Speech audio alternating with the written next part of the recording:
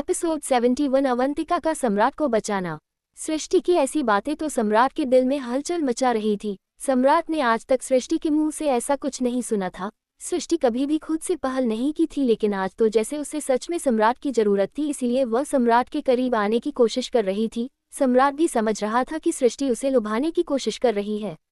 अब आगे सृष्टि ने इतने में फिर कहा, अंडस्को क्या हुआ राणा साहब, लगता है मेरा करीब आना आपको अच्छा नहीं लगा। इतना कहकर सृष्टि ने सम्राट की शर्ट का दूसरा बटन भी खोल दिया और अपना हाथ सम्राट के सीने पर धीरे धीरे प्यार से फेरना शुरू कर दिया। सम्राट को भी सृष्टि का साथ अच्छा लगने लगा था, लेकिन अब वह देखना चाहता था सृष्टि किस हद तक जाती है, इसलिए वह सृष्टि को अपने गोद में लिए चुपचाप बैठ रहा। सृष्टि ने इस बार थोड़ा सा मुंह बनाकर कहा, अंडस्को लगता है राणा साहब मेरा करीब आना आपको अच्छा नहीं लगा।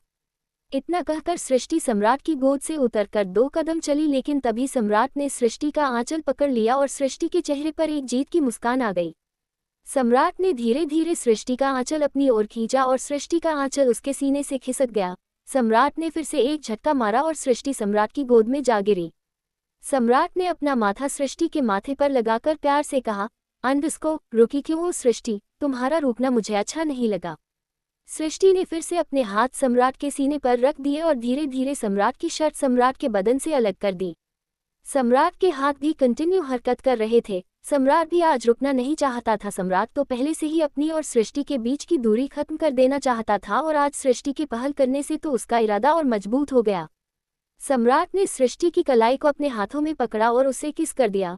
सृष्टि के चेहरे पर फिर से एक मुस्कुराहट आ गई। सम्राट ने अपने होठ सृष्टि की गर्दन पर रख दिए। सृष्टि ने भी आंखें कस करके बंद कर ली। धीरे धीरे दोनों का प्यार परवान चढ़ने लगा।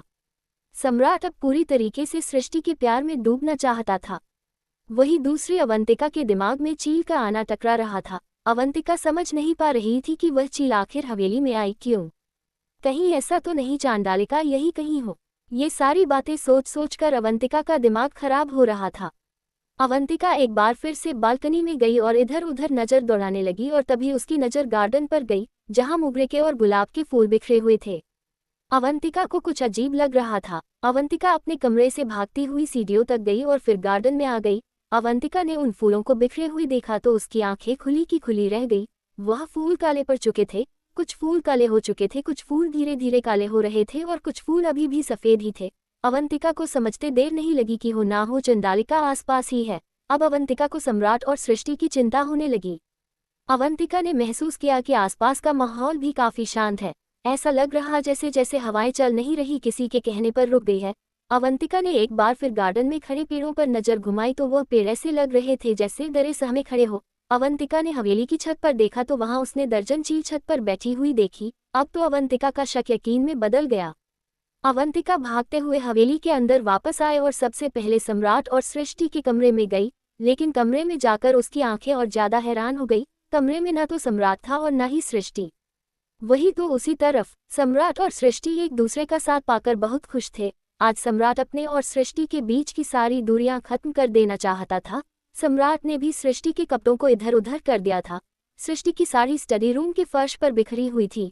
मोगरे और गुलाब के फूल स्टडी रूम के फर्श पर बिखरे हुए थे, जिससे साफ पता चल रहा था कि सम्राट ने अपने प्यार के चलते वह फूल सृष्टि के बदन से अलग करके फर्श पर फेंक दिए। सृष्टि के होठों की लाली कब की सम्राट के प्यार में गुम हो गई थी।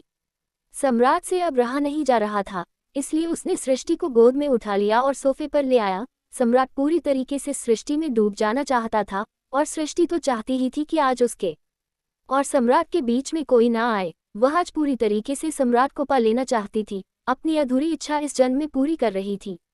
वह दोनों हद से आगे बढ़ने लगे थे, और तभी किसी ने जोर जोर से स्टडी रूम का गेट बजाना शुरू कर दिया। सम्राट तो अभी सृष्टि के बदन पर अपने प्यार की छाप छोड़ रहा था। उसने तो सुना ही नहीं कि कोई जोर जोर से स्टडी रूम का गेट बज रहा है, लेकिन सृष्टि ने झटके से आंखें खोली। उसकी आंखों में गुस्सा उतर आया। सृष्टि की आंखें काली हो गई, जिससे साफ पता चल रहा था कि उसके अंदर चांडालिका है।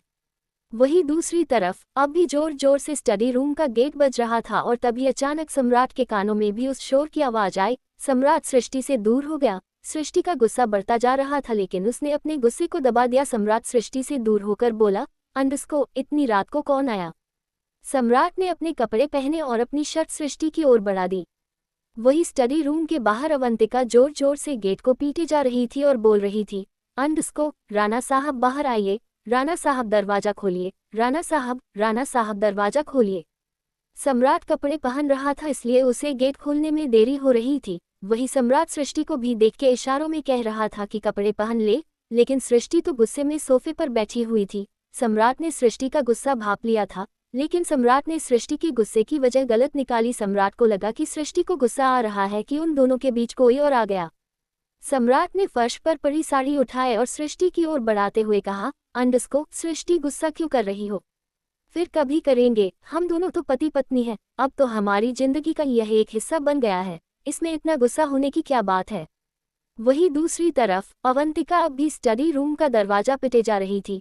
अवंतिका इतनी जोर से दरवाजा पीट रही थी कि अभिमन्यु के कानों में वह आवाज पड़ी। अभिमन्यु ने अपने कमरे से बाहर निकलकर देखा तो अवंतिका जोरों से दरवाजा पीट रही है। अवंतिका को ऐसे देखकर अभिमन्यु भी भागता हुआ अवंतिका के पास गया और बोला, क्या हुआ? इस पर अवंतिका ने कहा, राणा साहब, अंदर सृष्टि और राणा साहब है। ये सुनकर अभिमन्यु के चेहरे पर एक शरारत भरी मुस्कान आ गई और वह बोला, हाँ तो यह अच्छी बात है ना, तुम क्यों उनके प्रेम मिलन में टांग अड़ा रही हो? खुद तो प्यार करोगी नहीं और कोई और कर रहा है तो उसे करने नहीं दोगी। अभिमन्यु की बात सुनकर अवंतिका ने गुस्से में अभिमन्यु को देखा। अभिमन्यु ने फिर से अवंतिका को ताने मारते हुए कहा, बस गुस्सा करना आता है, जब देखो इन आंखों से ज्वालामुखी का लावा फटता रहता है। मुझे तो समझ नहीं आता इतना गुस्सा लेकर कहाँ से लाती हो। कभी प्यार से मेरी तरफ देख भी लिया करो। अवंतिका पहले ही गुस्से में थी, अभिमन्यु की बात सुनकर तो उसे और ज्यादा गुस्सा आ गया। अवंतिका ने दांत पीसते हुए कहा, अगर आप मेरी मदद नहीं कर सकते तो यहाँ से चले जाइए। इतना कहकर अवंतिका फिर से स्टडी रूम का दरवाजा पीटने लगी। अभिमन्यु ने अवंतिका की कलाई पकड़कर अपनी ओर खींचते हुए कहा, क्यों परेशान कर रही हो उन्हें? इस हवेली में सब चाहते हैं कि सम्राट और सृष्टि के बीच की दूरियां खत्म हो जाए और अब वह दोनों एक दूसरे के साथ वक्त बिता रहे हैं, तो तुम किसी पुरानी फिल्मों की सासू माँ की तरह उन दोनों को डिस्टर्ब करने आ गई। चलो यहाँ से। इस पर अवंतिका ने अभिमन्यु का हाथ झटकते हुए कहा, अंदर सम्राट और सृष्टि नहीं, चांडालिका और सम्राट है। चांडालिका ने सृष्टि के शरीर में प्रवेश कर लिया है।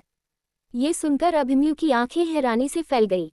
अभिमन्यु ने एक सेकंड भी नहीं गंवाया और जोर जोर से स्टडी रूम का दरवाजा पीटने लगा। अवंतिका और अभिमन्यु दोनों ही स्टडी रूम का दरवाजा पीट रहे थे। उन दोनों की आवाज सुनकर युवराज भी अंगड़ाई लेता हुआ कमरे से बाहर आ गया और दोनों को देखने लगा। तभी सम्राट ने स्टडी रूम का गेट खोल दिया। सम्राट इस वक्त अपने लोगों में था। सम्राट ने हल्के गुस्से में कहा, तुम दोनों को रात को चैन नहीं है। कुछ पल बिता रहा था सृष्टि के साथ, लेकिन तुम दोनों ने आकर हमारे प्राइवेट मूवमेंट का कबाड़ा कर दिया। वैसे तो दोनों ही मुझे सलाह देते फिरते हो कि सृष्टि को अपना लेना चाहिए, सृष्टि से प्यार से बात करनी चाहिए, और अब जब मैं अपना और सृष्टि का रिश्ता सुधार रहा हूं तो विलन बन के आ गए। सम्राट बोल रहा था और अवंतिका कमरे में नजर घुमा रही थी। अवंतिका ने देखा स्टडी रूम के फर्श पर जो फूलों पड़े थे वह काले पड़ गए हैं और सृष्टि बेहोशी की हालत में सोफे पर लेटी हुई है। सृष्टि के कपड़े भी फर्श पर बिखरे हुए हैं। सृष्टि ने बस सम्राट की एक शर्ट पहनी हुई है। अवंतिका को शक हुआ कि शायद चंडालिका अपने इरादों में कामयाब नहीं हो पाए, लेकिन वह जानना चाहती थी कि सम्राट और सृष्टि किस हद तक आगे गए हैं, पर वह खुद अपने मुंह से कैसे पूछ सकती थी। अवंतिका ने अभिमन्यु को देखा जैसे उसकी मदद मांग रही हो। अभिमन्यु ने भी अवंतिका की बातों को समझते हुए सम्राट से कहा, हम दोनों माफी चाहते हैं कि हम दोनों ने तुम्हारा प्राइवेट मोमेंट्स खराब कर दिया। वैसे देखो जरा भाभी कहाँ है। अभिमन्यु एक ही कदम चला था कि सम्राट ने अभिमन्यु के सीने पर हाथ रखकर उसे थोड़ा सा धकेलते हुए कहा, दिमाग खराब है तेरा, मेरी हालत देखकर नहीं समझ आ रहा कि हम दोनों क्या कर रहे थे। जो अंदर जाकर चेक करना है। अभिमन्यु ने बालों में हाथ मार कर कहा, अच्छा मतलब मुझे चाचा बनने की प्रोसेसिंग कंप्लीट हो गई। इस पर सम्राट को और ज्यादा गुस्सा आ गया और उसने अपनी हथेली अपने माथे पर मार कर कहा, प्रोसेसिंग स्टार्ट ही नहीं हुई तो कंप्लीट कहाँ से होगी? उससे पहले तो तुम दोनों जोर जोर से मेरे स्टडी रूम का गेट बजाने लगे। अभी सम्राट के मुंह से ये सब सुनकर अवंतिका ने कहीं ना कहीं चैन की सांस ली। ये पहली बार था जब अवंतिका नहीं चाहती थी कि सम्राट और सृष्टि के बीच में कुछ भी हो, क्योंकि उस वक्त सम्राट सृष्टि के करीब नहीं चंडालिका के करीब जा रहा था। अभिमन्यु ने फिर बातों को बैलेंस करते हुए कहा, वह अच्छा मतलब हम सही टाइम पर आ गए। अभिमन्यु की बात सुनकर सम्राट का गुस्सा दुगना हो गया। सम्राट ने कहा, क्या कहा तूने? इस पर अभिमन्यु ने अपनी बात संभालते हुए कहा, अरे मेरे कहने का मतलब है कि हम गलत टाइम पर आ गए, लेकिन हम क्या करें, हमें आना ही पड़ा। सम्राट ने भी अब गुस्से में कहा, अब जब हमारा प्राइवेट मोमेंट्स खराब ही कर दिया है तो बता भी दो कि क्यों पागलों की तरह मेरे स्टडी रूम का गेट पीट रहे हो। क्या जवाब देगा अभिमन्यु सम्राट को? कब तक अवंतिका चंडालिका से सृष्टि और सम्राट को बचाएगी? क्या सम्राट और सृष्टि कभी एक दूसरे के करीब आएंगे? एपिसोड 72 युवराज का नाटक। इस पर अभिमन्यु ने अपनी बात संभालते हुए कहा, अरे मेरे कहने का मतलब है कि हम गलत टाइम पर आ गए, लेकिन हम क्या करें, हमें आना ही पड़ा। सम्राट ने भी अब गुस्से में कहा, अब जब हमारा प्राइवेट मोमेंट्स खराब ही कर दिया है तो बता भी दो कि क्यों पागलों की तरह मेरे स्टडी रूम का गेट पीट रहे हो। अब आगे अभिमन्यु अवंतिका के पास बोलने के लिए कुछ नहीं था। भला वह सम्राट को कैसे कहते कि तुम जिसके करीब जा रहे हो वह तुम्हारी पत्नी नहीं बल्कि चंडालिका है। अवंतिका झूठ बोलती नहीं थी और अभिमन्यु को झूठ बोलने के लिए सोचना पड़ता था। अभिमन्यु बहुत देर से सोच रहा था कि वह सम्राट से क्या कहे। इतने में सम्राट की आवाज फिर से उसके कानों में पड़ी, अब बताओगे मुझे क्यों आए हो दोनों? इस पर अभिमन्यु ने जल्दी से कहा, वही युवराज की तबीयत खराब हो गई। युवराज जो कि अपने कमरे में खड़ा हुआ ये सब देख रहा था, उसने हैरानी से अभिमन्यु को देखा, जैसे अभिमन्यु की बातें समझने की कोशिश कर रहा हो। अभिमन्यु की बात सुनकर सम्राट की आंखें फैल गई। सम्राट ने कहा, क्या बकवास कर रहा है?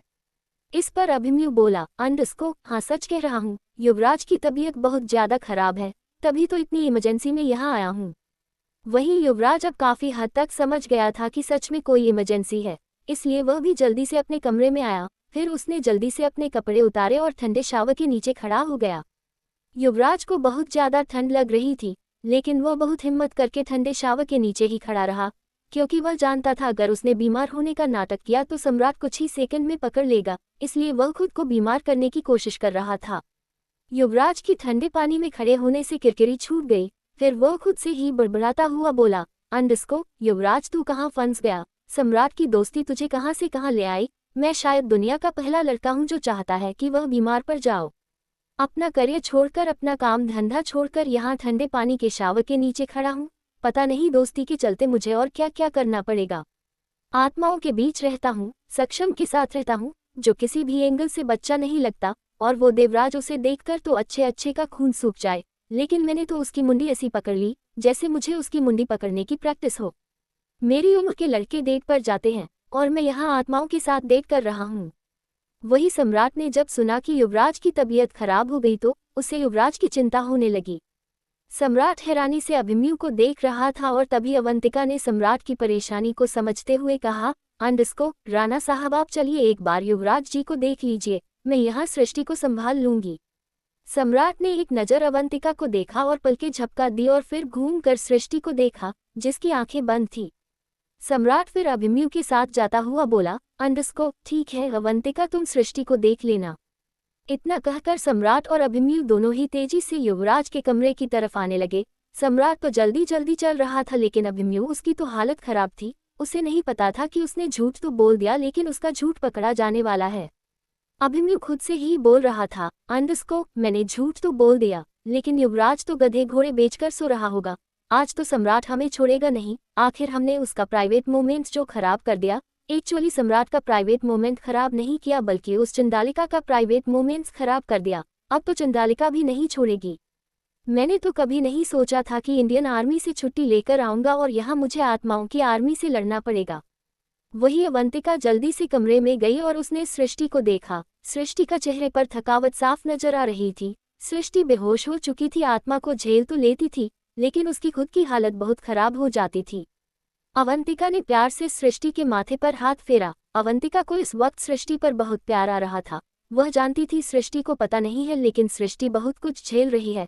सृष्टि की तो आदत थी, वो कभी अपने दिल की बात किसी को नहीं कहती थी, लेकिन उसके दिल की बात अवंतिका बिना कहे समझ जाती थी। अवंतिका और सृष्टि का रिश्ता आज से नहीं था। अवंतिका ने हर जन्म में सृष्टि का ख्याल रखा था। अवंतिका सृष्टि को छोटी बहन से ज्यादा एक बच्ची की तरह देखती थी। सृष्टि की यह हालत देखकर अवंतिका को बहुत बुरा लग रहा था। अवंतिका ने फर्श पर बिखरे हुए सृष्टि के कपड़े इकट्ठे किए और फिर सृष्टि की शर्ट उतारकर उसे उसके कपड़े पहना दिए। इस बीच अवंतिका ने देखा सृष्टि के बदन पर सम्राट की प्यार की निशानी है। कहीं ना कहीं अवंतिका को अच्छा भी लग रहा था। वह तो हमेशा से यही चाहती थी कि सृष्टि और सम्राट के बीच की दूरी खत्म हो जाए। लेकिन वह दूरी ऐसे खत्म हो जाए यह उसने कभी नहीं सोचा था। सम्राट और सृष्टि एक दूसरे के करीब आएंगे तो शायद सबसे ज्यादा खुशी अवंतिका को ही होगी, और आज ना चाहते हुए भी वह उन दोनों के बीच आ गई, क्योंकि वह नहीं चाहती थी कि सम्राट चंडालिका के करीब चला जाए। वहीं दूसरी तरफ अभिमन्यु के दिल की धड़कन बढ़ रही थी। उसे लग रहा था उसका झूठ पकड़ा जाएगा और सम्राट उसे गलत समझेगा। सम्राट और अभिमन्यु जैसे ही अभिमन्यु के कमरे में गए, युवराज बेड पर लेटा हुआ था और ठंड से कांप रहा था। इस वक्त युवराज बिल्कुल भी एक्टिंग नहीं कर रहा था, बल्कि उसने खुद को शावर के पानी में इतना भीगा लिया था कि उसे सच में ठंड लग रही थी। युवराज को ऐसे देखकर सम्राट के दिल पर बन आई। सम्राट जल्दी से युवराज के पास गया और उसने उसके माथे को छूकर देखा। माथा तो ठंडा ही पड़ा था, बेशक युवराज को ठंड लग रही थी। इस पर सम्राट ने कहा, अंडस्को क्या हुआ युवराज? युवराज अपनी कपकपाती आवाज में बोला, अंडस्को ठंड लग रही है, बहुत ज्यादा लग रही है। युवराज ने जब सम्राट को शर्टलेस देखा तो पूछा, अंडस्को तूने क्यों कपड़े उतार दिए? तुझे भी ठंड लग जाएगी। सम्राट ने खुद को देखा और फिर कहा, अंडस्को नहीं, बस ऐसे ही। सम्राट फिर युवराज की कब्र की तरफ गया और वहां से एक शर्ट निकालकर उसे पहन लिया। वही अभिमन्यु ने जब युवराज को ऐसे देखा तो उसकी बलाएं ले ली और उसके चेहरे पर एक मुस्कुराहट आ गई, जबकि युवराज की आंखों में गुस्सा उतर आया। सम्राट शर्ट पहनकर वापस युवराज के पास आया और फिर बोला, अंडस्को मैं तुझे इंजेक्शन देता हूँ, आराम हो जाएगा। युवराज ने कहा, अंडस्को नहीं नहीं, इंजेक्शन नहीं, तुम मुझे टैबलेट दे दो। सम्राट ने युवराज के सिर पर हाथ रखकर कहा, अंडस्को सम्राट तुम बच्चे नहीं हो जो इंजेक्शन से डरते हो, तुम भी जानते हो इंजेक्शन देने से तुम जल्दी ठीक हो जाओगे। इस पर युवराज ने कहा, अंडस्को लेकिन मैं इंजेक्शन नहीं लेना चाहता, तुम प्लीज मुझे टैबलेट दे दो। सम्राट युवराज की जिद के आगे हार गया और उसने अभिमन्यु की तरफ देखकर कहा, अंडस्को अभिमन्यु मेरा बैग लेकर आओ। इस पर अभिमन्यु ने कंधे उचका कर कहा, अंडस्को मैं क्यों लेकर आऊं? सम्राट ने हैरानी से अभिमन्यु को देखा और अभिमन्यु ने कहा, अंडस्को मेरे कहने का मतलब है मुझे तेरा बैग मिलेगा नहीं, तू खुद ले आना। सम्राट गुस्से में वहां से चला गया। सम्राट के जाते ही युवराज उठ गया और उसने अभिमन्यु के मुंह पर एक पंच दे मारा और फिर बोला, अंडस्को तुम हंसों के जोड़े को हमेशा मैं ही मिलता हूँ। दादा भी बीमार पड़ सकते थे, दादी भी बीमार पड़ सकती थी, लेकिन नहीं, मेरी तबीयत अचानक खराब हो गई। तुम्हारे चक्कर में 3 मिनट ठंडे शावर के नीचे खड़ा रहा हूँ, हालत देख मेरी क्या हो गई। अब भी ठंड लग रही है। अभिमन्यु ने अपने चेहरे पर हाथ रख कर कहा, अंडस्को अबे तुझे पता भी था कितने इमरजेंसी हो गई थी। वह चंडालिका सृष्टि भाभी के शरीर में चली गई थी और यह मेरा भाई उस चंडालिका के साथ कूची-कू करने के लिए मरा जा रहा था। अगर अवंतिका टाइम से नहीं आती तो इस घर में एक और सक्षम आ जाता। अभिमन्यु ने फिर युवराज के कंधे पर हाथ मार कर कहा, अंडस्को लेकिन क्या बात है? आज मैं मान गया कि तू अपनी मेहनत और लगन से ही साइकाइट्रिस्ट बना है। कितनी जल्दी तूने सही डिसीजन लिया और खुद को बीमार कर लिया। युवराज कुछ बोलता है उससे पहले ही उन्हें सम्राट के कदमों की आहट सुनी और युवराज फिर से बेड पर लेट गया और उसने ब्लैंकेट से खुद को कवर कर लिया। तभी सम्राट कमरे में आया और उसने टैबलेट युवराज की ओर बढ़ाते हुए कहा, अंडस्को ये 2 टैबलेट है, दोनों को ले लो, सुबह तक ठंड उतर जाएगी और सो जाना। अभिमन्यु से बातें मत करना। युवराज ने हमें गर्दन हिला दिया और अभिमन्यु की तरफ देखकर कहा, अंडस्को पानी। अभिमन्यु ने जग लिया और एक गिलास में पानी डालकर युवराज की तरफ बढ़ा दिया, लेकिन युवराज तो गुस्से में अभिमन्यु को देख रहा था, जैसे कहना चाहता हूँ, अंडस्को मैं ये टैबलेट नहीं खाना चाहता, ये टैबलेट खा लूंगा तो 2 दिन तक बेड से उठूंगा नहीं। अभिमन्यु ने युवराज की बात सुनकर कुछ इशारा किया। युवराज भी अभिमन्यु का इशारा समझ गया। युवराज ने जब पानी का गिलास युवराज की तरफ बढ़ाया उस वक्त युवराज ने अपने हाथ की टैबलेट अभिमन्यु के हाथ में रख दी और फिर पानी लेकर टैबलेट खाने की एक्टिंग की और पानी का गिलास नाइट स्टैंड पर रख दिया। सम्राट ने एक बार युवराज के ब्लैंकेट को फिर से ठीक किया और बोला, अंडस्को अब तू सो जा और अगर तू वापस जाना चाहता है तो मैं तुझे रोकूंगा नहीं, वैसे भी यहाँ रुककर तू अपना करियर ही खराब कर रहा है। इस पर युवराज ने कहा, अंडस्को नहीं सम्राट तेरे बिना मेरा हॉस्पिटल में मन नहीं लगेगा और तू भी जानता है कि मेरे पेरेंट्स इंडिया में नहीं रहते, वहाँ भी तो मैं अकेला ही रहूंगा और यहाँ तू है, अभिमन्यु है, सृष्टि भाभी है, घर का खाना है, इससे अच्छा कंफर्ट जोन मुझे कहाँ मिलेगा। सम्राट ने हंसकर कहा, अंडस्को तो ठीक है, जब तक तेरा मन है तू यहाँ रह ले, जब मन करेगा तो मुझे बता देना, मैं तुझे रोकेगा नहीं, इनफैक्ट तेरे जाने का इंतजाम कर दूंगा। इस पर युवराज ने मुंह बनाते हुए कहा, अंडस्को अरे मैं जाना ही नहीं चाहता, यही रहना चाहता हूँ, मुझे अच्छी खासी फैमिली मिल गई है और तू है कि मुझे यहाँ से निकालने की कोशिश कर रहा है। इस पर सम्राट ने फिर से हंस कर कहा, अंडस्को अच्छा बाबा नहीं निकलता तुझे इस हवेली से, जितना रहना है रह ले, तू कहेगी तो इस प्रॉपर्टी में तुझे हिस्सा भी दे दूं। ये कहकर युवराज और अभिमन्यु भी दोनों हंसने लगे। युवराज ने कहा, अंडस्को, नहीं नहीं, हिस्सा तो मुझे नहीं चाहिए, मेरे बाप के पास बहुत पैसा है। सम्राट ने एक बार फिर युवराज की तरफ केयरिंग की नजरों से देखा और फिर चला गया। अभिमन्यु ने युवराज की तरफ देखकर कहा, अंडस्को, मैं अभी आता हूँ। और वह भी सम्राट के पीछे पीछे चला गया। दोनों ही स्टडी रूम में आए, लेकिन दोनों को ही अवंतिका और सृष्टि वहां नहीं मिली। अवंतिका सृष्टि को लेकर उसके कमरे में आ गई थी। सृष्टि के लिए इस हवेली में सबसे ज्यादा सेफ जगह उसका कमरा ही था, जहां वह तलवार रखी थी। दोनों भाई जैसे ही कमरे में आए, दोनों ने ही अवंतिका और सृष्टि को बेड पर सोते हुए देखा। अवंतिका ने सृष्टि को खुद से चिपका रखा था, जैसे एक माँ अपने बच्चों को खुद से चिपका कर रखती है। अवंतिका का एक हाथ सृष्टि की कमर पर था और दूसरा उसके माथे पर। यह नजारा देखकर दोनों भाई की आंखें खुली की खुली रह गई। अभिमन्यु ने तो मन ही मन कहा, अंडस्को, मेरे पास तो कभी इतने प्यार से नहीं आए और अब देखो सृष्टि को कैसे एक बच्चे की तरह ट्रीट कर रही है। वही यह सब देखकर सम्राट के चेहरे पर भी हल्की सी मुस्कान आ गई। उसे भी यकीन नहीं था कि अवंतिका सृष्टि को लेकर इतनी प्रोटेक्टिव है। क्या युवराज का नाटक सम्राट के सामने आएगा? क्या सृष्टि को पता चलेगा कि उसने कल रात क्या हरकत की है? क्या अवंतिका और अभिमन्यु चंडालिका को सृष्टि के शरीर में प्रवेश करने से रोक पाएंगे? एपिसोड 73 हिडिंबा और चित्रलेखा। यह नजारा देखकर दोनों भाई की आंखें खुली की खुली रह गई। अभिमन्यु ने तो मन ही मन कहा, अंडस्को, मेरे पास तो कभी इतने प्यार से नहीं आए और अब देखो सृष्टि को कैसे एक बच्चे की तरह ट्रीट कर रही है। वही यह सब देखकर सम्राट के चेहरे पर भी हल्की सी मुस्कान आ गई। उसे भी यकीन नहीं था कि अवंतिका सृष्टि को लेकर इतनी प्रोटेक्टिव है। अब आगे। अभिमन्यु ने कहा, अंडस्को, अवंतिका को जगह देता हूँ। सम्राट ने अभिमन्यु का हाथ पकड़कर कहा, अंडस्को, नहीं, रहने दो, मैं कहीं और सो जाऊंगा। लेकिन तभी अवंतिका की आंख खुल गई। अवंतिका सो नहीं रही थी, वह तो बस अपनी बहन के पास लेटकर सुकून के कुछ पल जी रही थी।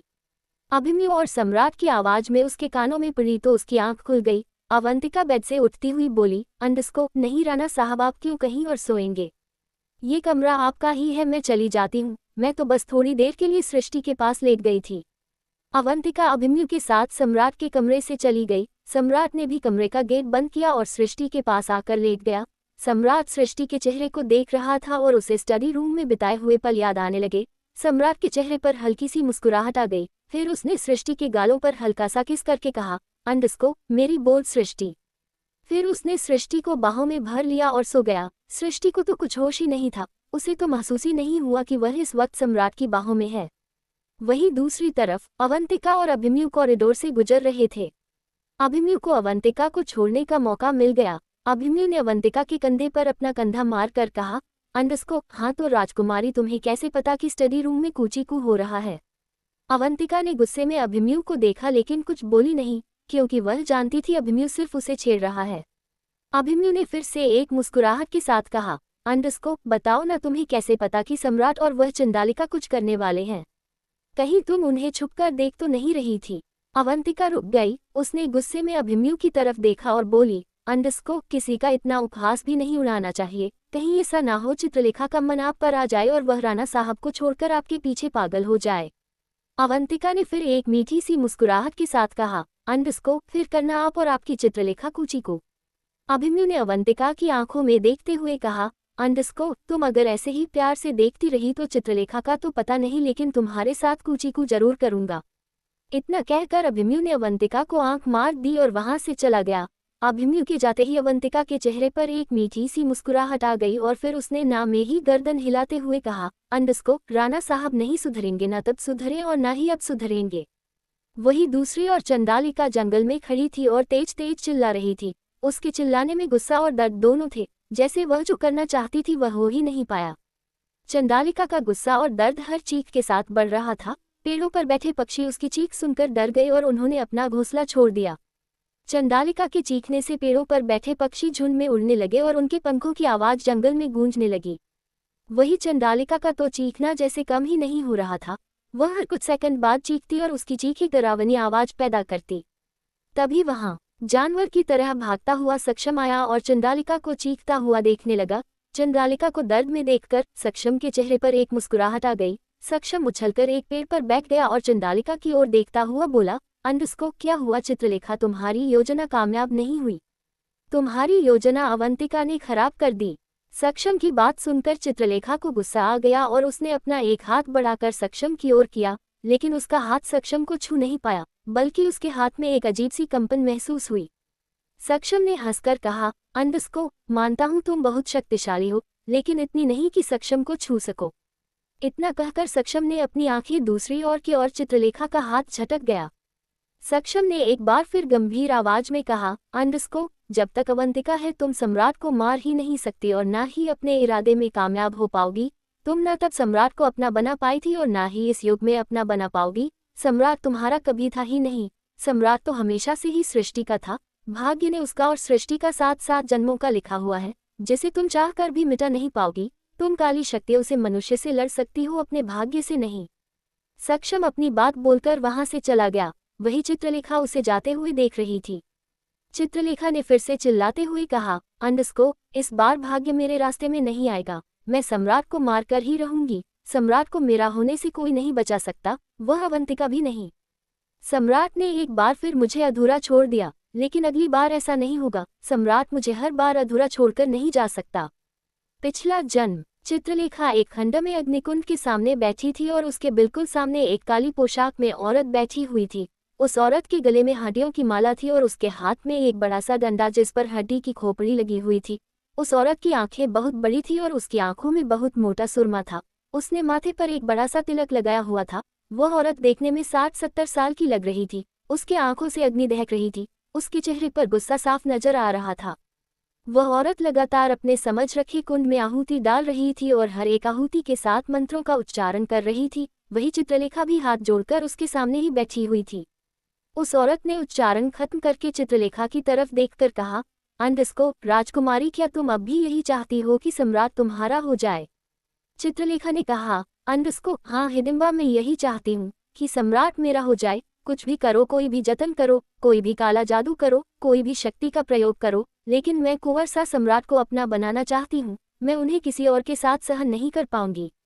हिडिंबा ने कहा, अंडस्को, सोच लो राजकुमारी, इस रास्ते पर खतरा ही खतरा है। सम्राट तुम्हें प्रेम नहीं करता, वह किसी और को प्रेम करता है और जिसे वह प्रेम करता है उसे पाने के लिए वह किसी भी हद तक चल जाएगा। तुम्हारे प्रेम और सम्राट के प्रेम में बस इतना ही अंतर है कि सम्राट का प्रेम सम्राट को प्रेम करता है और तुम्हारा तो सिर्फ एक छोड़ का प्रेम है, और एक छोड़ का प्रेम सर्वनाश के अलावा कुछ नहीं लाता। मैं तुम्हें एक और अवसर देती हूँ, अपने कदम पीछे खींच लो। सम्राट को भूलकर अपनी जिंदगी का मकसद कुछ और बनाओ।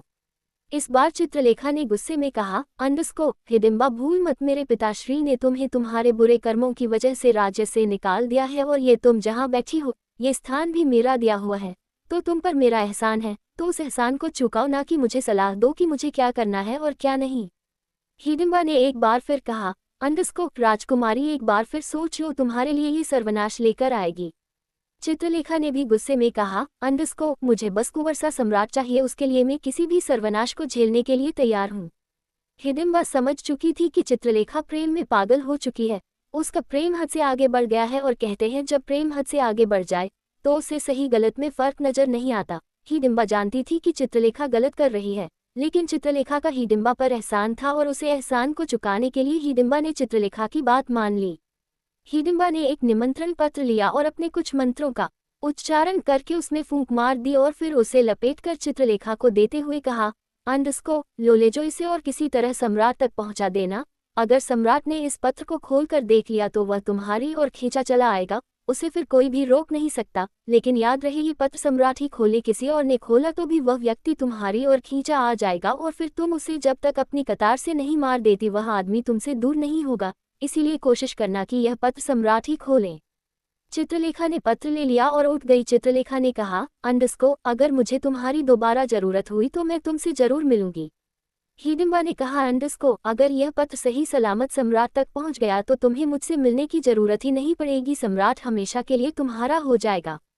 चित्रलेखा पत्र लेकर उसे खंडहर से बाहर आने लगी, फिर कुछ सोचकर वापस गई और हिडिंबा से बोली, अंडस्को, मुझे ऐसा एक और पत्र दो। हिडिंबा ने हैरानी से चित्रलेखा को देखा, जैसे वह पूछना चाहती हो, अंडस्को, तुम एक और पत्र का क्या करोगी? चित्रलेखा ने हिडिंबा की बातों को समझते हुए कहा, अंडस्को, अगर इस पत्र से काम नहीं चला तो दूसरा पत्र भेजेंगे, लेकिन कुंवर सा सम्राट को तो अपने पास बुलाकर ही रहेंगे, इसीलिए कह रही हूँ हमें ऐसा एक और पत्र दो। चित्रलेखा की बात मानकर हिडिंबा ने एक और पत्र लिया और मंत्रों का उच्चारण करके उस पत्र पर फूंक मार दी और फिर लपेटकर चित्रलेखा की ओर बढ़ा दिया। चित्रलेखा ने वह पत्र ले लिया और फिर उसके चेहरे पर एक मुस्कान तैर गई। चित्रलेखा दोनों पत्र लेकर उस खंडहर से बाहर आ गई। चित्रलेखा जब खंडहर से बाहर आई तो बाहर मंदाकिनी खड़ी हुई थी और मंदाकिनी जानती थी चित्रलेखा अब गलत रास्ते पर चल चुकी है। मंदाकिनी ने चित्रलेखा के पास जाकर गुस्से में कहा, अंडस्को, बस करो चित्रलेखा, क्या कुछ नहीं करोगी सम्राट को पाने के लिए? अगर तुम्हारे पिताश्री को पता चल गया कि तुम अब काला जादू करवाने लगी हो तो हिडिंबा के साथ साथ तुम्हें भी राज्य से निकाल देंगे। ऐसी घटिया योजना बनाना बंद कर दो। प्रेम को प्रेम से जीता जाता है, ये सब करके नहीं, ये सब करने से तो कुंवरसा सम्राट तुमसे दूर हो जाएंगे। चित्रलेखा अपनी पालकी में बैठ गई। उसने मंदाकिनी की तरफ हाथ बढ़ाया और मंदाकिनी ने चित्रलेखा का हाथ पकड़ लिया और वह भी चित्रलेखा के पास बैठ गई। चित्रलेखा ने सैनिकों को पालकी उठाने के लिए इशारा किया और सैनिकों ने चित्रलेखा की पालकी उठा ली। मंदाकिनी ने फिर कहा, अंडस्को, चित्रलेखा, क्यों सर्वनाश को न्योता दे रही हो? अगर कुंवरसा सम्राट के पिताश्री को पता चल गया कि तुम उनके पुत्र पर काला जादू कर रही हो तो वह तुम्हारे राज्य पर चढ़ाई कर देंगे। उसका परिणाम तुम अच्छे से जानती हो। जयगढ़ हमारे राज्य से कहीं ज्यादा ताकतवर है, 2 ही पहर में वह हमारे राज्य का सर्वनाश कर देगा। मंदाकिनी चित्रलेखा को समझाने की कोशिश कर रही थी, लेकिन चित्रलेखा के चेहरे पर एक मीठी सी मुस्कुराहट थी। उससे तो ऐसा लग रहा था वो पत्र सम्राट को भेजेगी और सम्राट खींचता हुआ उसके पास आ जाएगा, इसलिए उसने मंदाकिनी की सवालों का जवाब नहीं दिया। देखते ही देखते पालकी महल के बाहर आ गई। चित्रलेखा जैसे ही उतरने को हुई मंदाकिनी ने उसका हाथ पकड़कर कहा, अंडस्को, चित्रलेखा, कुछ तो बोलो, क्या योजना बनाई है तुमने? चित्रलेखा ने कहा, अंडस्को, मैंने कहा था ना, कुंवरसा सम्राट को मुझ तक आने से कोई नहीं रोक सकता। उन्हें मेरे पास आना ही होगा, अपनी चित्रलेखा के पास उन्हें आना ही होगा। उन्हें कोई नहीं रोक सकता, कोई भी नहीं। इतना कहकर चित्रलेखा पालकी से उतरकर महल के अंदर चली गई और वही मंदाकिनी के चेहरे पर डर के भाव आ गए। मंदाकिनी ने हाथ जोड़कर महादेव से प्रार्थना करते हुए कहा, अंडस्को, महादेव, चित्रलेखा को सद्बुद्धि दीजिए। वह जिस रास्ते पर चल पड़ी है उसे उस रास्ते से सही रास्ते पर ले आइए। क्या चित्रलेखा अपनी जिद छोड़ देगी? क्या चित्रलेखा सम्राट को अपने पास बुलाने में कामयाब होगी? चित्रलेखा का प्यार क्या सच में सर्वनाश की नींव रखेगा? एपिसोड 74, चित्रलेखा और देवराज के बीच समझौता। मंदाकिनी ने हाथ जोड़कर महादेव से प्रार्थना करते हुए कहा, अंडस्को, महादेव, चित्रलेखा को सद्बुद्धि दीजिए। वह जिस रास्ते पर चल पड़ी है उसे उस रास्ते से सही रास्ते पर ले आइए। फ्लैट आगे। चित्रलेखा उन 2 पत्र को लेकर अपने कक्ष में चली गई। चित्रलेखा आज बहुत खुश थी। उसने हिडिंबा की मदद से पत्र पर काला जादू करवा दिया था। अब बस चित्रलेखा को वह पत्र किसी भी तरह कुंवरसा सम्राट के पास पहुंचाना था, लेकिन ये काम भी इतना आसान नहीं था। चित्रलेखा अपने महल में किसी के ऊपर विश्वास नहीं कर सकती थी। उसे इस वक्त ऐसा व्यक्ति चाहिए था जिस पर वह पूर्णतया विश्वास कर सके और जिसके हाथ वह निमंत्रण पत्र सम्राट के पास पहुंच सके। चित्रलेखा अपने कक्ष में सोचते हुए चक्कर लगा रही थी और तभी वहां मंदाकिनी आई। मंदाकिनी ने एक बार फिर चित्रलेखा को रोकने की कोशिश करते हुए कहा, अंडस्को, चित्रलेखा, अभी भी देर नहीं हुई है। भला ये कैसी जिद है जिसमें तुम अपने राज्य तक को दांव पर लगाने के लिए तैयार हो?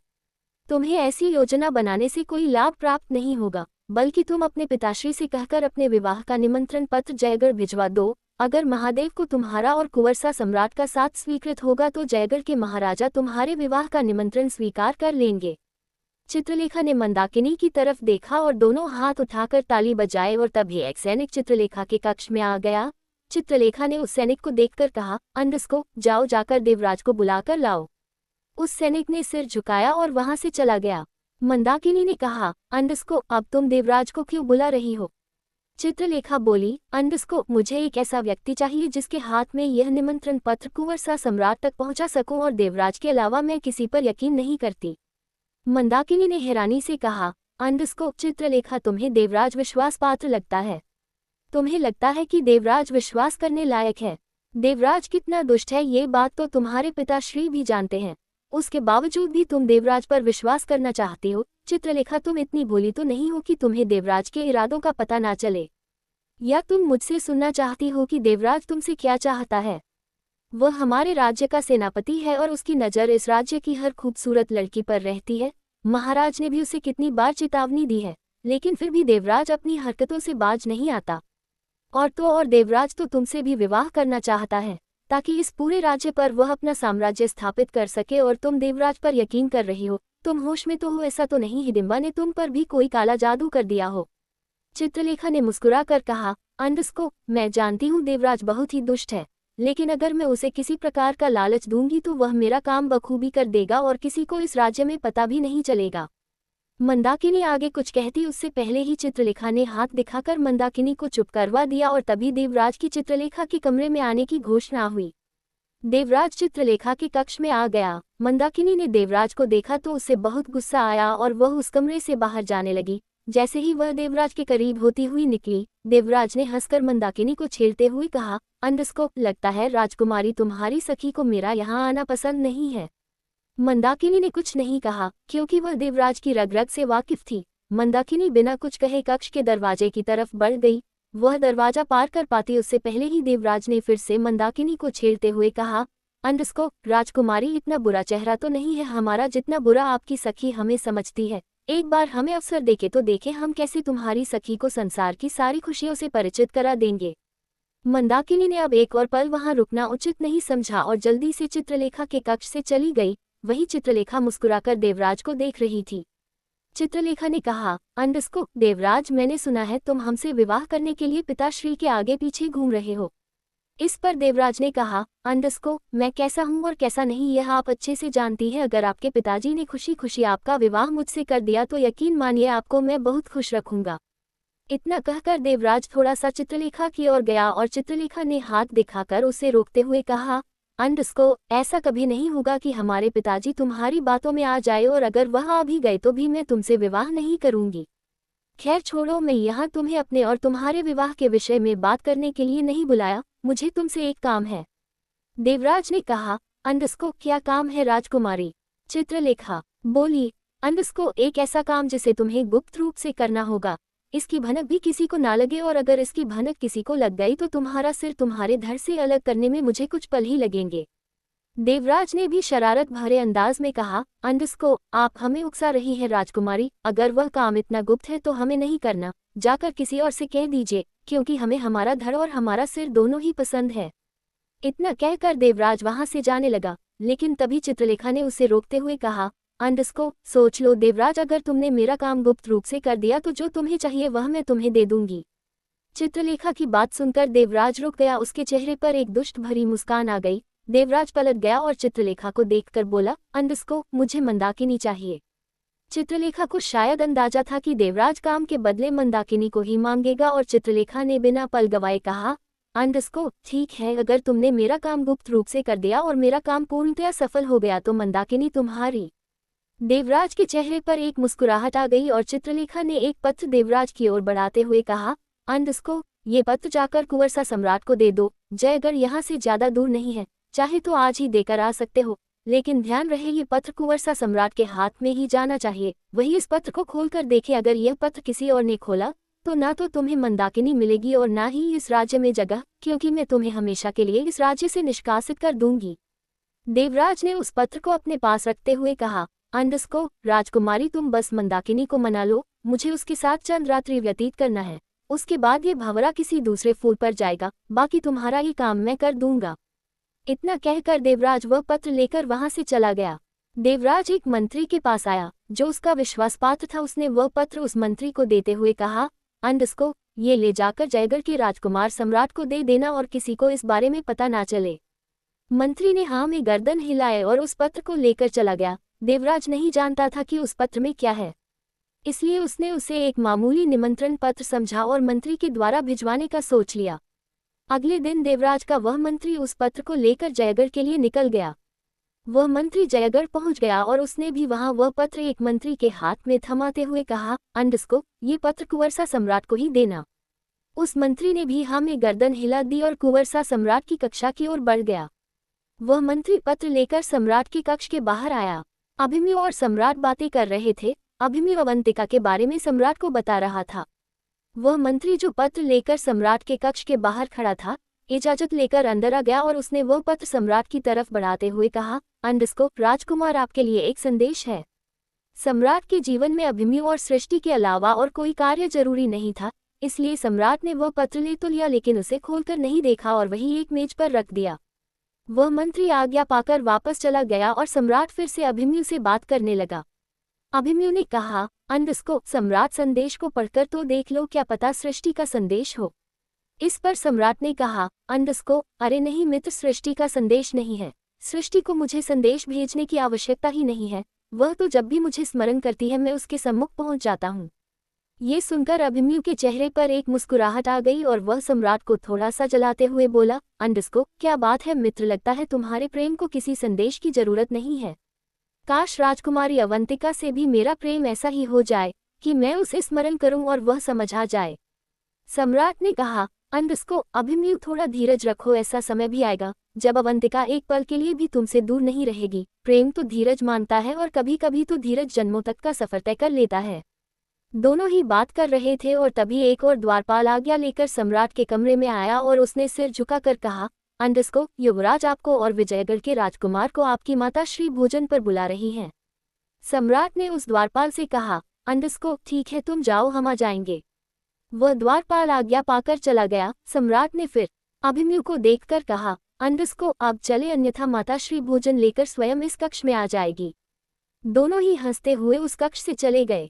दोनों ने भोजन किया। भोजन करने के बाद सम्राट ने अभिमन्यु को देखकर कहा, अंडस्को, मित्र, तुम चलकर मेरे कक्ष में बैठो, मैं अभी पिताश्री से मिलकर आता हूँ। अभिमन्यु सम्राट की बात मानकर उसके कक्ष में चला गया, लेकिन इस वक्त वह परेशान हो रहा था और सम्राट उस कमरे में अब तक आया नहीं था। अभिमन्यु बेचैनी से इधर उधर चक्कर लगाने लगा और तभी उसकी नज़र चित्रलेखा के भेजे हुए पत्र पर गई। अभिमन्यु और सम्राट के बीच में कोई रहस्य नहीं था, दोनों ही एक दूसरे को अपनी सारी बातें बताते थे। अभिमन्यु ने भी बिना सोचे समझे उस पत्र को खोल दिया और उस पत्र को खोलते ही उसमें से कुछ खुशबू अभिमन्यु के चेहरे पर आए और अभिमन्यु पूर्ण रूप से सम्मोहित हो गया। अभिमन्यु ने वह पत्र लपेटकर रख दिया और सम्राट के कक्ष से निकलकर सीधा महल के बाहर चला गया। अभिमन्यु ने अपना घोड़ा खोला और उस पर सवार होकर चित्रलेखा के राज्य की ओर चल दिया। अभिमन्यु इस वक्त बिल्कुल भी सुध में नहीं था, उसे नहीं पता था वह कहाँ जा रहा है, बस वह अपने घोड़े पर चला जा रहा था। अभिमन्यु को चित्रलेखा के काले जादू ने बुरी तरीके से अपने का वश में कर लिया था। अभिमन्यु के मुख पर बस एक ही नाम था, अंडस्को, चित्रलेखा में आ रहा हूँ, चित्रलेखा में आ रहा हूँ।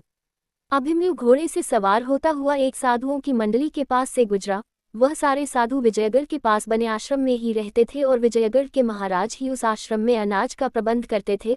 उन सारे साधुओं ने जब अभिमन्यु को घोड़े पर देखा तो हाथ जोड़कर प्रणाम किया, लेकिन अभिमन्यु सीधा सीधा जा रहा था, उसने साधुओं की तरफ नहीं देखा। उन साधुओं को बहुत आश्चर्य हुआ, ये पहली बार था जब अभिमन्यु ने किसी साधु को बिना प्रणाम किए बस अपने घोड़े पर सवार होकर चला गया।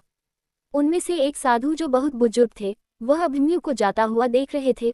उन्होंने अपनी आंखें बंद की और झटके से आंखें खोलकर कहा, अंडस्को, युवराज अभिमन्यु किसी मुसीबत में है, इन्हें किसी ने वश में कर लिया है, हमें जल्द से जल्द इनका वशीकरण तोड़ना होगा। क्या अभिमन्यु चित्रलेखा के पास पहुंच जाएगा? क्या साधु अभिमन्यु पर हुए वशीकरण को तोड़ पाएंगे? क्या करेगी चित्रलेखा देवराज के साथ जब उसे उसकी लापरवाही का मालूम चलेगा? एपिसोड 75 सिर्फ प्रेम। उनमें से एक साधु जो बहुत बुजुर्ग थे, वह अभिमन्यु को जाता हुआ देख रहे थे। उन्होंने अपनी आंखें बंद की और झटके से आंखें खोलकर कहा, अंडस्को, युवराज अभिमन्यु किसी मुसीबत में है, इन्हें किसी ने वश में कर लिया है, हमें जल्द से जल्द इनका वशीकरण तोड़ना होगा। ए फ्लैट आगे। उस बुजुर्ग साधु के कहने पर वह सारे साधु पेड़ की एक छाया के नीचे बैठ गए। सबने अपनी आंखें बंद कर ली और सब मंत्रों का उच्चारण करने लगे ताकि जल्द से जल्द अभिमन्यु का वशीकरण टूट जाए। वहीं दूसरी तरफ अभिमन्यु तो घोड़े पर सवार होकर बस चित्रलेखा का नाम पुकारता हुआ चला जा रहा था, उसे किसी बात की सुध नहीं थी। अभिमन्यु का घोड़ा धीरे धीरे चित्रलेखा के महल के नजदीक आ गया था। चित्रलेखा महल की मुंडेर पर खड़ी हुई अभिमन्यु के घोड़े को आता हुआ देख रही थी और उसके चेहरे पर एक मुस्कुराहट थी। वह नहीं जानती थी कि घोड़े पर सम्राट नहीं बल्कि अभिमन्यु है। चित्रलेखा से अब रहा नहीं गया तो उसने पास खड़ी एक दासी से दूरबीन ली और दूरबीन से अभिमन्यु को देखने लगी, लेकिन अभिमन्यु को देखकर चित्रलेखा को क्रोध आ गया। चित्रलेखा समझ गई कि वह पत्र सम्राट को न मिलकर अभिमन्यु को मिला है। चित्रलेखा ने पास खड़े सैनिकों को आदेश दिया और वे सैनिक तीर कमान लेकर खड़े हो गए और उन्हें एक एक करके अभिमन्यु पर तीर चलाना शुरू कर दिया। लेकिन अभिमन्यु को एक भी तीर लगा नहीं था, क्योंकि अभिमन्यु महल से दूर था। लेकिन एक तीर अभिमन्यु के घोड़े को लग गया और अभिमन्यु का घोड़ा उछलने लगा। घोड़े के उछलने से अभिमन्यु को परेशानी होने लगी, लेकिन उसका वशीकरण अभी भी टूटा नहीं था। अभिमन्यु ने कसकर घोड़े की लगाम पकड़ ली। तभी वहां एक और घुड़सवार आ गया, जिसके हाथ में तीर कमान था और उसने बिना देरी किए चित्रलेखा के सैनिकों पर तीर चलाने शुरू कर दिए। एक एक करके चित्रलेखा के सैनिक गिरने लगे। वह दूसरे घोड़े पर सवार कोई और नहीं बल्कि सम्राट था। जब अभिमन्यु बिना बताए जयगढ़ से चला गया तो सम्राट को बहुत ज्यादा हैरानी हुई, इसलिए वह अभिमन्यु को ढूंढता हुआ साधुओं की मंडली के पास पहुंच गया और साधुओं ने उसे सब कुछ बता दिया। चित्रलेखा ने जब सम्राट को देखा तो सम्राट को ही देखती रही, उसने महसूस ही नहीं किया कि सम्राट ने उसके सारे सैनिकों को मार गिराया है। चित्रलेखा तो जैसे सम्राट को देखकर मंत्रमुग्ध हो गई थी। वही अभिमन्यु भी धीरे धीरे बेहोश होने लगा था। शायद साधुओं के किए हुए मंत्रों के उच्चारण की वजह से अभिमन्यु का वशीकरण टूट रहा था। सम्राट ने जब देखा सारे सैनिक मर चुके हैं तो उसकी नज़र चित्रलेखा पर भी गई। चित्रलेखा को देखकर सम्राट गुस्से में भर गया। सम्राट जानता था कि चित्रलेखा उसे पाने के लिए उल्टे सीधे हथकंडे अपनाती है, लेकिन फिलहाल सम्राट ने चित्रलेखा को नज़रअंदाज कर दिया और अभिमन्यु के घोड़े की लगाम पकड़ ली। सम्राट ने एक हाथ से अपने घोड़े की लगाम पकड़ी और दूसरे हाथ से अभिमन्यु के घोड़े की। अभिमन्यु अब तक बेहोश हो चुका था। सम्राट धीरे धीरे दोनों घोड़ों को उसके राज्य से थोड़ा दूर ले गया और वहां जाकर सम्राट ने सबसे पहले अभिमन्यु के घोड़े पर लगे हुए तीर को निकाल दिए, फिर धीरे धीरे अभिमन्यु को लेकर अपने राज्य की ओर बढ़ गया। वही चित्रलेखा अभी महल की मुंडेर पर ही खड़ी थी, सम्राट को जाते हुए देख रही थी। चित्रलेखा के चेहरे पर हल्की सी मुस्कुराहट थी। चित्रलेखा ने खुद से कहा, अंडस्को कुंवरसा सम्राट, आज तो आप दूर से ही जा रहे हैं, लेकिन बहुत जल्द चित्रलेखा के करीब हो जाओगे। चित्रलेखा आपको खुद से कभी दूर होने नहीं देगी। पिछला जन्म समाप्त। चंडालिका ये सब याद करके अब भी जंगलों में चिल्ला रही थी।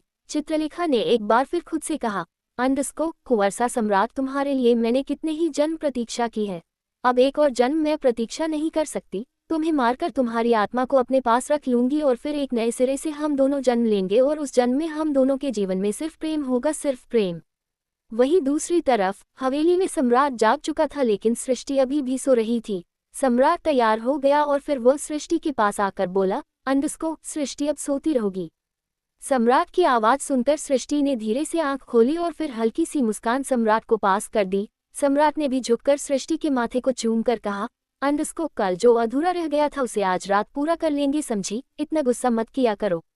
सृष्टि तो हैरानी से सम्राट को देख रही थी। सृष्टि को तो कल रात कुछ भी याद नहीं था। सृष्टि ने अपनी मासूमियत के चलते पूछा, अंडस्को कल रात क्या अधूरा रह गया था? सम्राट के चेहरे पर शरारत भरी मुस्कान आ गई। सम्राट ने कहा, अंडस्को आज रात को बताता हूँ क्या अधूरा रह गया था। सृष्टि उठकर बैठ गई और फिर से हैरानी से बोली, अंडस्को बताए ना डॉक्टर जी, कल रात क्या अधूरा रह गया था। सम्राट ने हल्की ना में गर्दन हिलाए और कमरे से बाहर जाने लगा, लेकिन उससे पहले ही सृष्टि ने सम्राट की कलाई पकड़कर पूछा, अंडस्को बताए ना डॉक्टर जी, आप बिना बताए क्यों जा रहे हैं? सम्राट को इस वक्त बहुत हैरानी थी कि सृष्टि कल रात की बातों को या तो भूल गई या फिर मेरे मुंह से सुनना चाहती है।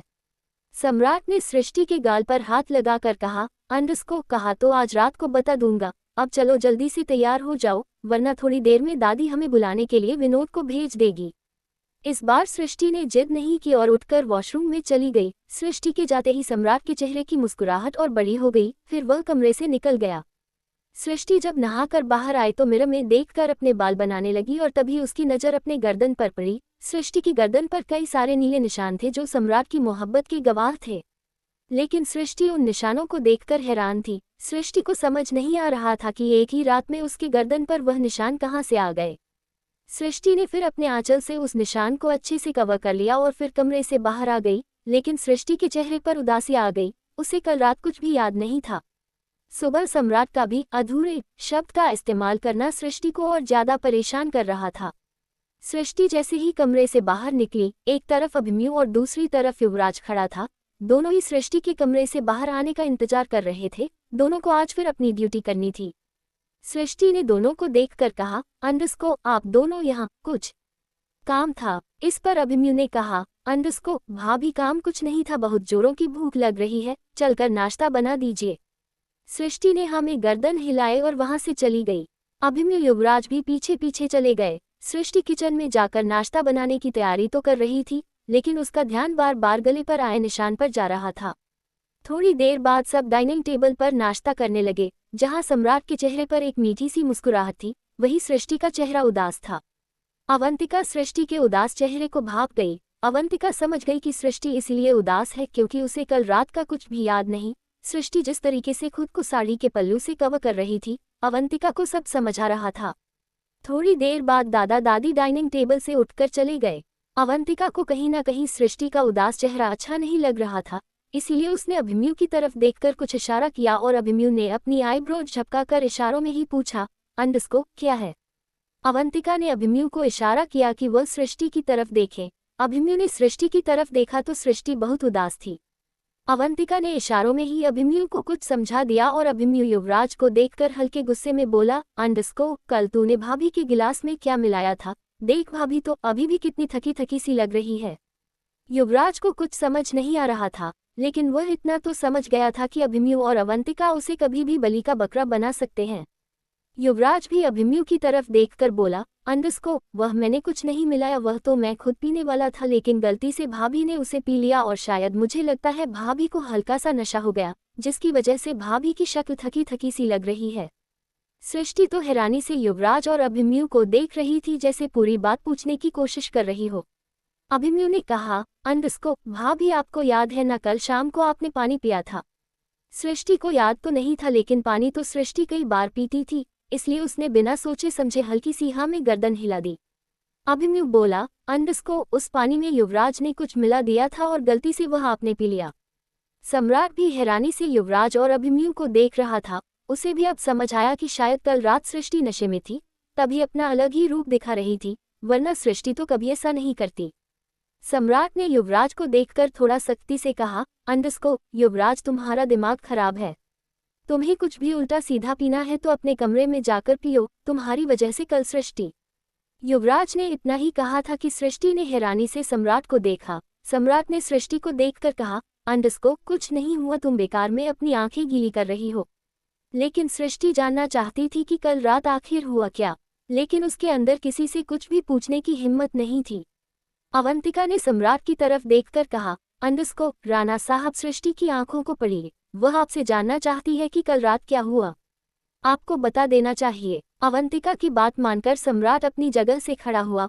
उसने सृष्टि की बाजू पकड़ी और उसे अपने कमरे में ले आया। सृष्टि को तो आप ही कुछ समझ नहीं आया कि आखिर हो क्या रहा है, लेकिन एकटक सम्राट को ही देखती रही, जैसे उसके मुंह से सच सुनना चाहती हो। सम्राट ने अपना एक हाथ बढ़ाकर सृष्टि की कमर पर रखा और खुद से सटाकर उसके आंसू पोंछते हुए कहा, अंडस्को कल रात कुछ भी नहीं हुआ, कुछ भी नहीं, लेकिन समझ नहीं आ रहा तुम इतनी उदास क्यों हो। सृष्टि ने हिम्मत करते हुए कहा, अंडस्को डॉक्टर जी मेरी गर्दन पर निशान है, वह कहाँ से आए, क्या कल रात। सृष्टि इतना ही कहा था कि सम्राट ने अपनी पकड़ मजबूत करते हुए कहा, अंडस्को कल रात कुछ भी नहीं हुआ, तुम नशे में थी और तुमने नशे में अपने दिल की सारी बात मुझे बता दी और मैं थोड़ा बहक गया। अब तो सृष्टि के आंसू जो अब तक रुक रहे थे वह बहने लगे। सम्राट ने सृष्टि को गले लगा लिया। सम्राट ने कहा, अंडस्को अब क्यों रो रही हो। सृष्टि कुछ नहीं बोली। सम्राट ने सृष्टि की कमर को रब करते हुए कहा, अंडस्को सृष्टि ऐसा कुछ नहीं हुआ जिससे तुम रोने लगी, और अगर ऐसा कुछ हो भी जाएगा तो उसमें गलत ही क्या है। तुम और मैं पति पत्नी है और मैं इस रिश्ते को अपनाना चाहता हूँ, आगे बढ़ना चाहता हूँ, तुम्हारे साथ अपनी जिंदगी जीना चाहता हूँ। सृष्टि थोड़ा सा चुप हुई और फिर बोली, अंडस्को कल रात क्या हुआ था। सम्राट ने फिर से अपनी पकड़ मजबूत कर दी। सृष्टि की कमर को रब करता हुआ बोला, अंडस्को कुछ नहीं हुआ, उससे पहले ही युवराज की तबीयत खराब हो गई। इतना कहकर सम्राट ने कल रात की सारी बात सृष्टि को बता दी। सम्राट जैसे जैसे बोल रहा था सृष्टि का रोना तेज हो रहा था। सृष्टि को यकीन नहीं था कि उसने नशे की हालत में इतना बोल्ड स्टेप ले लिया। सम्राट कंटिन्यू सृष्टि को चुप कराने की कोशिश कर रहा था, लेकिन सृष्टि तो जैसे चुप ही नहीं होना चाहती थी। सृष्टि ने अब भी सम्राट को गले लगाया हुआ था। सृष्टि ने फिर कहा, अंडस्को डॉक्टर जी मुझे कुछ भी याद नहीं, मैंने कैसे इतनी बेशर्मी दिखा दी, माफ कर दीजिए। मुझे तो बस इतना याद है मैं आपका फ़ोन लेकर आपके कमरे की तरफ आ रही थी, उसके बाद मुझे कुछ भी याद नहीं। आप भी सोच रहे होंगे कि मैं कितनी बेशर्म पत्नी हूँ, मुझे ये सब करते हुए थोड़ी भी शर्म नहीं आई, लेकिन यकीन मानिए मैं होश में नहीं थी, मुझे नहीं पता मैंने इतनी सारी हदें कैसे पार कर दी। क्या सम्राट सृष्टि को संभाल पाएगा? क्या चित्रलेखा सम्राट को अपने पास बुलाने में कामयाब हो पाएगी? क्या इस जन्म में चित्रलेखा के इरादे पूरे होंगे?